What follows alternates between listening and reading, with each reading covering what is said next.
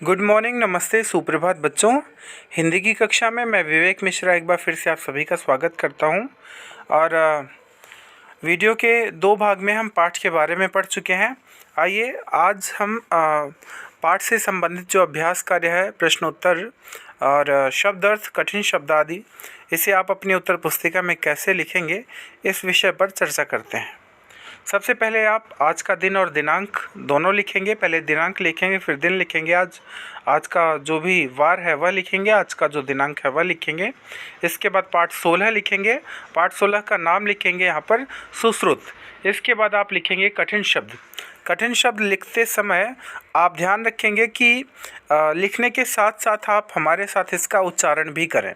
उच्चारण करने से लिखना और पढ़ना दोनों ही आसान हो जाता है। तो ध्यान रखेंगे, यहाँ पर कठिन शब्द मैं बोलता हूँ, पीछे पीछे आप बोलते हुए आप इसे अपनी उत्तर पुस्तिका में लिखेंगे। आइए देखते हैं क्या कठिन शब्द हैं। परिकल्पना, प्रत्यारोपण, अनुसंधान, परीक्षण, तत्कालीन, आयुर्वेद, प्रामाणिक, नागार्जुन, धन्वंतरी, संहिता, छेद्य भेद्य, मांसपेशियाँ, पुस्तकीय, व्यावहारिक, विस्तृत, ख्याति, आचार्य और स्मरण। आप इन सभी कठिन शब्दों को अपनी उत्तर पुस्तिका में लिखेंगे। आगे आइए बात करते हैं शब्दार्थ की। तो यहाँ पर शब्दार्थ हैं चिकित्सा। चिकित्सा का अर्थ होता है इलाज। शल्य, शल्य का अर्थ होता है चीर फाड़, जिसे अंग्रेजी में सर्जरी भी कहते हैं। प्रत्यारोपण, प्रत्यारोपण का अर्थ होता है दोबारा अंग बदलकर लगाना। अगला है यहाँ पर विकसित। विकसित का अर्थ होता है जिसका विकास हो चुका हो। फिर है वंशज। वंशज का अर्थ होता है वंश में उत्पन्न। उपचार, उपचार का अर्थ है इलाज। तत्कालीन, तत्कालीन का अर्थ है उस समय का। उस समय का अर्थ है उस समय का अर्थ होता है तत्कालीन। तत्कालीन मतलब उस समय।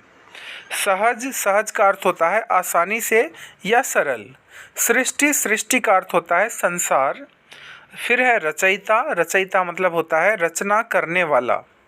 फिर है प्रामाणिक। प्रामाणिक का अर्थ होता है प्रमाण के साथ या प्रमाण सहित।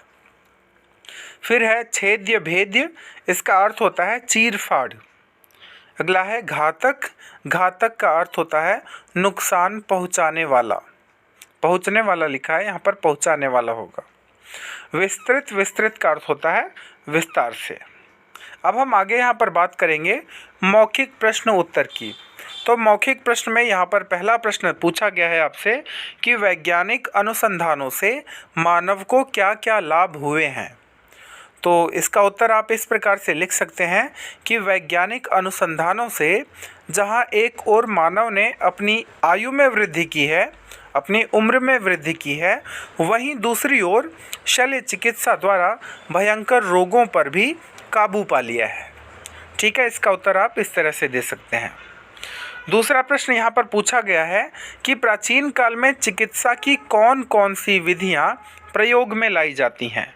प्राचीन काल में चिकित्सा की कौन कौन सी विधियाँ प्रयोग में लाई जाती हैं। इसका उत्तर आप लिखेंगे कि प्राचीन काल में जड़ी बूटियों द्वारा रोगों का उपचार किया जाता था। प्राचीन काल में जड़ी बूटियों द्वारा रोगों का उपचार किया जाता था।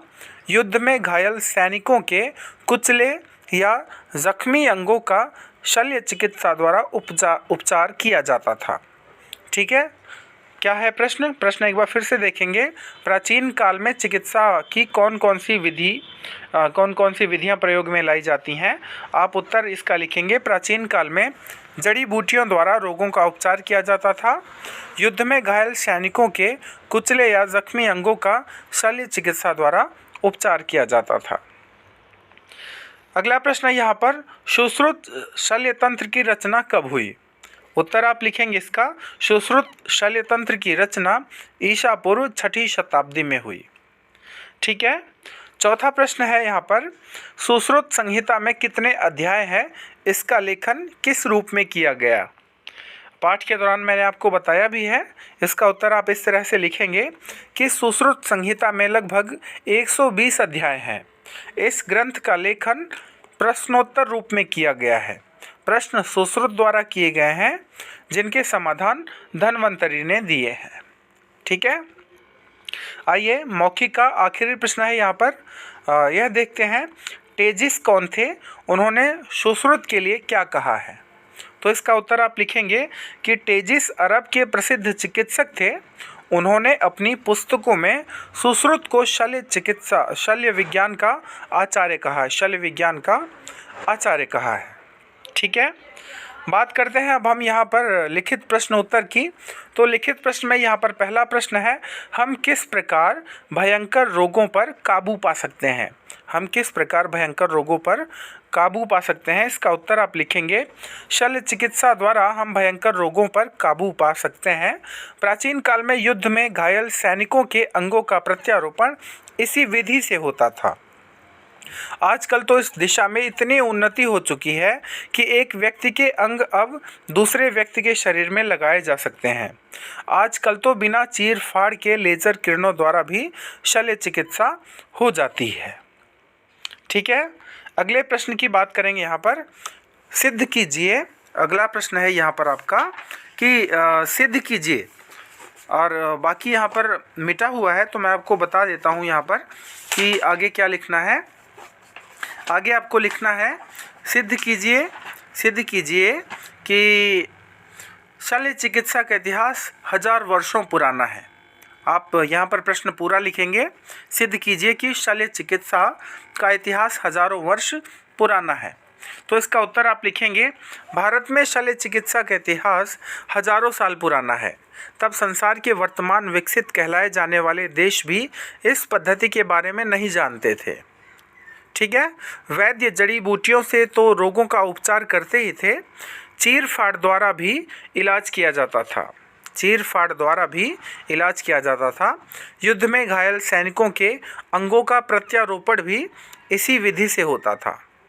ईसा पूर्व 6वीं शताब्दी में सुश्रुत द्वारा लिखित ग्रंथ सुश्रुत शल्यतंत्र इसी विषय पर आधारित है। 200 वर्ष बाद के लेखकों ने इस ग्रंथ को नया रूप प्रदान किया। ठीक है, आइए बात करते हैं तीसरे प्रश्न की। प्रश्न ग है यहाँ पर, प्राचीन काल में विद्यार्थियों को शल्य चिकित्सा कैसे सिखाई जाती थी। तो पाठ के दौरान और पाठ के प्रारंभ में भी मैंने इस बारे में आपको बताया था। आप यहाँ पर लिखेंगे, प्राचीन काल में विद्यार्थियों को छेद्य भेद्य कर्म सिखाया जाता था। फलों, सब्जियों, तरह तरह के पुतलों, मृत जानवरों को चीर फाड़ कर अभ्यास कराया जाता था। उन्हें शव की त्वचा बेध कर शरीर की मांसपेशियों, हड्डियों तथा भीतरी भागों का अध्ययन कराया जाता था।